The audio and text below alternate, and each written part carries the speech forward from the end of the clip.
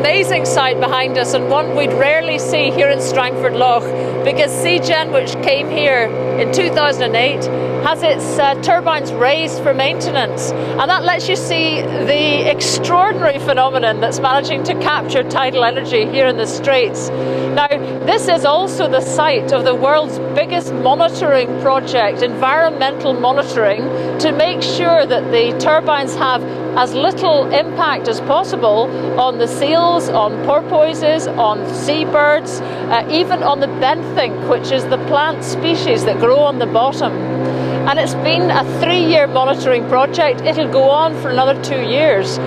Part of that has involved an engineer standing on that tower behind me on Seagen and looking on the surface to see if seals are approaching, and if they are, they have to hit a button to stop the turbines. Down below, there's a sonar device which is trying to capture the same seal movements underwater. And there's been a lot of work trying to reconcile the two to find out the question, the big question. Do seals approach the turbines? And if they do, what happens? Common seal numbers are down everywhere. Our boatman John Murray has worked on the loch for 30 years. They're nothing like what they used to be years ago. When that virus came a number of years ago, it went and the population never came back the same as what it was. 1,000 common seals here. What do you reckon it is now? I would say it's down to 300-400. That was the downside for MCT, the developers of Seagen, but it also gave them an opportunity to prove their technology in one of the most controlled environments with some of the strongest tidal currents about. So they agreed to a testing regime for their massive twin turbine device to collect evidence of how Seagen interacts with seals and other animals. For 3 years, Daryl Burkett of Queen's University has sat at this observation post opposite Seagen to gather this vital evidence firsthand. We need to know if Seagen is going to cause any changes in the behaviour, the distribution patterns, the feeding patterns of any of the species that call Strangford Lough their home. So in order to tell if there's been a change, we need to tell what was there before.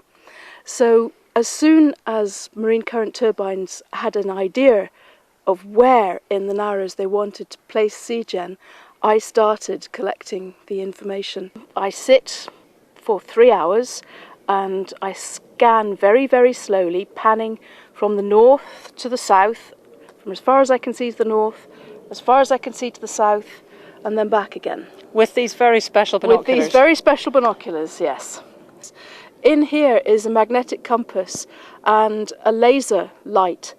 And when I press the button on the left-hand side, in the eyepiece comes up the magnetic bearing at which I'm looking.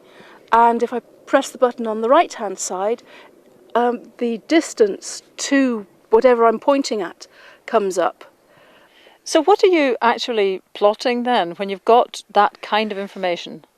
With the ranges and bearings we can calculate the position of every individual sighting, and then we can plot distribution maps of, for example with the black guillemots, where they are flying, where they're sitting out, where they're drifting to and fro on the water, where they're fishing if we see them fishing. Seals, what have you found about them? They too are mostly travelling up and down through the Narrows, out of the main stream of the current, which is of course where Seagen's been put, because that's what Seagen's designed to catch the current. So as far as the seals are concerned, there doesn't seem to have been any change at all in their behaviours. I suppose people would say you can only see the seals that surface. Ah, that's where you need to speak to Andy Murray, who can see the seals underwater because he's in charge of the sonar device. Andy Murray is one of the marine scientists who now works on shore, monitoring Seagen's sonar from a computer screen. But it's not without its challenges. The wake off the pile is quite visible because a lot of bubbles are brought up during that, and that's one thing that the sonar actually picks quite well up, you know. So you would need to be able to distinguish between turbulence seaweed and a seal pup. How do you do that? Well, it's all about experience. I was out on the turbine for a year or so working with marine mammal observers, and they were ground truthing any sort of data that we got on the screen. Ground truthing? Well, basically it's if somebody says, okay, I've seen a common seal diving at 80 metres, can you see anything? From experience I can say, well, that was a seal, you know, it looks very like it. I can just lean across and press one button on the turbine panel here, and that will shut the turbine down in 3 seconds. So you don't even need to get your feet wet? No, it's all remote, all remote. But the bottom of the loch is not a benign environment. Dr. Graham Savage of Queen's University should know.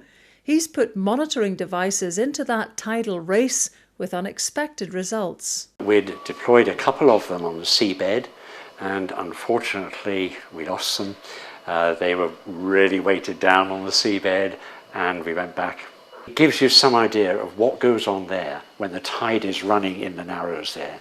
There must be cobbles, stones, rocks rolling around the bottom and sediment, and you know, it must be an incredibly dynamic environment. I caught up with two Davids who know all about the power of Strangford's tides. Dr. David Irwin is an environmental scientist, and David Ainsworth is CGEN's project manager. David Irwin first. Underneath the water where we are here, it's just 100% covered with soft corals, with sponges. It's absolutely incredible, straight out of Barrier Reef time. I mean, it's beautiful down there. And high energy areas will always be like this. But it wouldn't be the case that you'd think a seal trying to catch fish in a current like that is a bit like us trying to have a sandwich in a hurricane? Well, they don't do too much when the tide's running very hard. I mean, they'll find somewhere quiet when the tide is going flat out. In fact, we've found that there are two peaks in the day of when seals are at their most common, is when the tide is slack. Yeah. So when the tide goes down, the seals are active. When the tide's running very strong, well, the seals don't appear. And the turbines are slack when the tide is slack. Exactly. And that's one of the big questions that we're helping to answer here, is that the correlation between seal activity and the turbine activity is mutually exclusive. And the little noise that's generated by the machine holds them maybe a little bit away from it. So the single installation is not a problem. If they stay away and they're only there at slack water, we don't have a problem. And they're not playful enough to just want to nose around it. Well, we're always slightly worried about the occasional kamikaze seal, but we haven't had one yet. We have spent rather a lot on the environmental monitoring, yes. It's probably unprecedented for any renewable project. So let's just put a figure, is it £3 million, £4 million? In that order, yes. Proving turbines don't damage seals has been tough and expensive for MCT. Even if CGEN gets the OK here in Strangford, an array or cluster of devices somewhere else might need new tests. Can the industry afford it? With 61 engineers, scientists, developers and biologists from 11 countries, Equimar is a big EU marine energy research project.